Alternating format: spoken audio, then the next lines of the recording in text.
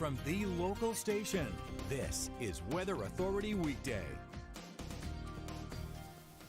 Good morning. We are here this morning with a lot to talk about. We're going to talk tropics, okay, because we've got a disturbance that is, well, it's lingering over Florida. Now, is this tropical? Not yet, okay? Could it be? Well, that's all dependent on if it develops. Take a look at my forecast. You're going to notice this big yellow blob, as I call it. I mean, there's more meteorological ways to say it, but it's a blob, right? So it's looking right now like both sides of Florida or directly over Florida could be impacted. This is the area of where development could occur. But as we continue to talk about this, I do want to show you that really what we're looking at is a 20% chance of development over the next 7 days. Over the next 48 hours, there's really no chance. That means this is a weak likelihood for development. Let me explain what I mean by that. Take a look. I've written down headlines because I can say it, but it's easier sometimes for us to read it. Am I right? Yeah. So the disturbance over Florida means a low pressure system could potentially develop. If a low pressure system develops, it is likely occasionally that they will turn tropical. Right now, that probability is so low. So should something tropical or subtropical develop, yeah, it's possible, and it will affect your July 4th travel plans. Regardless of development, and I want to be clear on this, Wednesday to Friday is your highest flooding and rainfall risk. Despite development or not, it's going to rain, and it's going to rain hard. And I'm going to tell you right now, July 4th travel, it's a hot mess on a sunny day. Okay, people do not know how to drive. Me included, I'm not insulted, I'm being serious. Nobody likes to drive in the rain. It's going to be heavy, okay? Take a look at this rainfall forecast put out from the National Weather Service. This is a 7-day rainfall forecast totals for Southeast Georgia, Northeast Florida. Rounds of storms are going to move through the area over the next week. Highest coverage in the afternoons and evenings in that high heat with that Gulf and Atlantic sea breeze colliding. Highest rainfall totals will be near I-75, as you can clearly see from this map. The lower 10% chance of rainfall totals is greater in inland Northeast Florida. So, flooding of low-lying and poor drainage areas, yeah, that's going to be possible. What do we say if there's ponded roadways? Turn yourself around. Don't be driving through those. No. So you want to be careful, and that's what you need to know about the tropics. Today, though, we've got a little more to talk about. Right here, we've got storms and showers in the Gulf.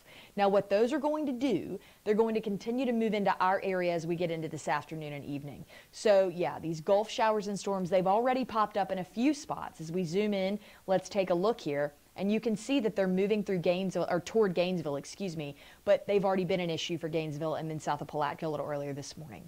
As you look at the forecast rain chances for the next 12 hours today, about a 70% chance across the board for everybody. I updated this just before the stream. Very accurate, as we always are, keeping you safe. So that's what we're looking at. Now, as far as the rainfall forecast goes over the next 5 days, this includes, of course, that disturbance over Florida without the development possibility. You could see anywhere from 2.5 to 3 inches of rain the further south you go, and about 1.5 inches into Jacksonville. I know it says 1.25 inches, but I'm going to challenge that. I think it's going to be 1.5 inches. And so listen, it's a lot of rain, and we got to be careful. So again, your travel plans, if you can leave earlier the better. Blue skies on the coast, a little cloudier inland, and that's to be expected today. As you look at Morningstar Marinas, the flag blowing around nice. You get a little breeze out there. Radar right now will show you we do have some showers just to the south of Palatka, okay?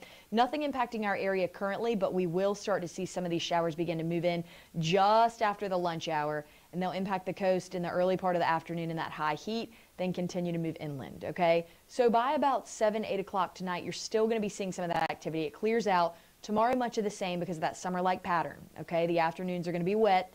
And then as we look ahead to Wednesday, I want you to take a look with me because certainly we're going to see some more of these showers and storms moving in, and it's going to be something to pay attention to. Future track will show you that by this evening, plenty of showers to come our way from that Gulf moisture that's going to be coming in, and that's something we're watching. So there you have it. Temperatures in the 80s right now. Highs today are going to be in the 80s and 90s. We're rounding out at 89 in Jacksonville, 91 on Jack's Atlantic and Neptune beaches, and you're back in the 80s in Ponte Vedra. 88 in Nocatee for our friends, 88 in Ponte Vedra, 89 in Orange Park, and 85 in Green Cove Springs.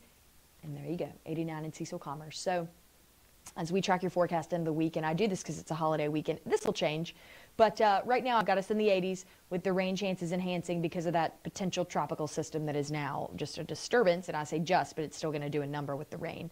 You're looking at a moderate rip current risk out there today in your dog walking forecast. Yeah, you want to make sure, you keep the dogs dry and yourself dry.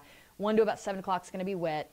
And as we look at my predictions, have a look. The next 3 days, 80s and 90s, and the rain chances continue to increase in the next 7 days with 80s and 90s in the forecast. So that's a look at your forecast with a look at that disturbance that, again, has the chance to develop into a low pressure system and eventually potentially something further than that, tropical or subtropical. Right now, it is a disturbance. It is a rainmaker. We will track it. We will let you know what the National Hurricane Center has to say. We're going to wind you out with a look here at Jack's Beach on our way to break. And then, of course, we're going to be back with so much more coming up.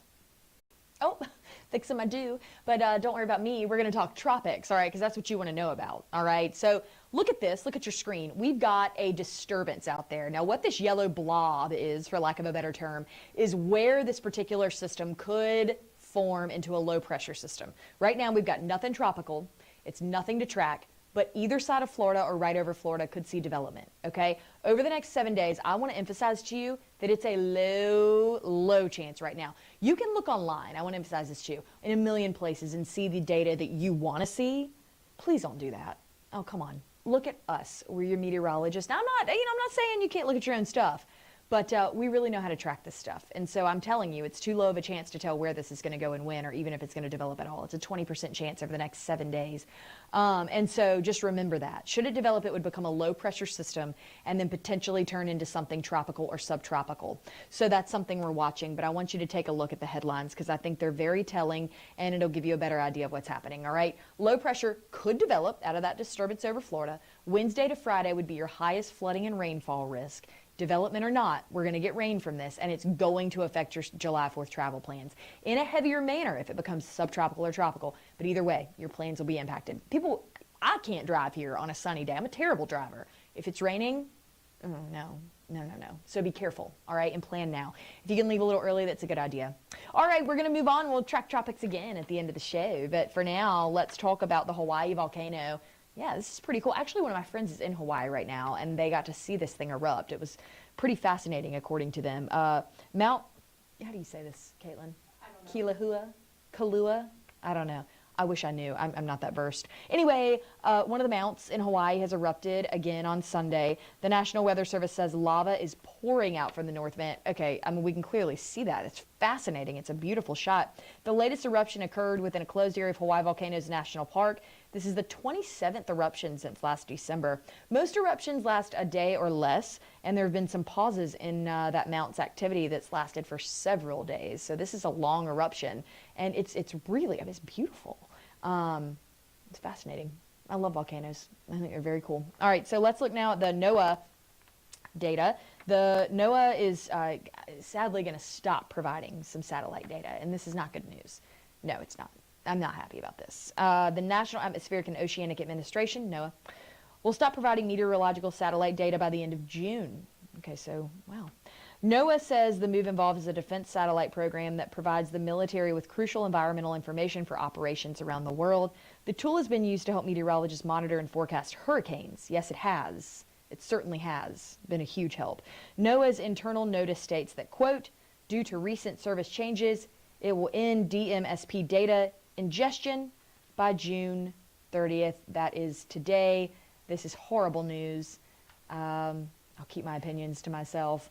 But yeah, as meteorologists, you know, NOAA is a crucial point in doing our jobs. They're so amazing.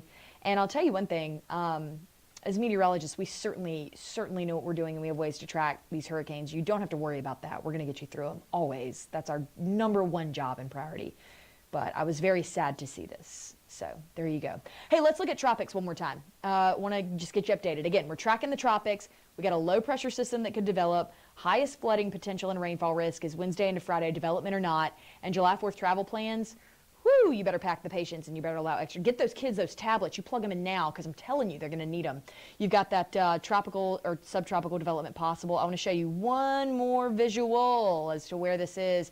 20% chance over the next 7 days. But again, development or not, anywhere on either side of Florida or over Florida could become a low pressure system and then into something tropical or subtropical. Either way, you are getting the rain, all right? Low chance right now, too early to tell. Don't be using those apps. Don't be looking online at random sites. Come to us. We're going to give you the right data, okay?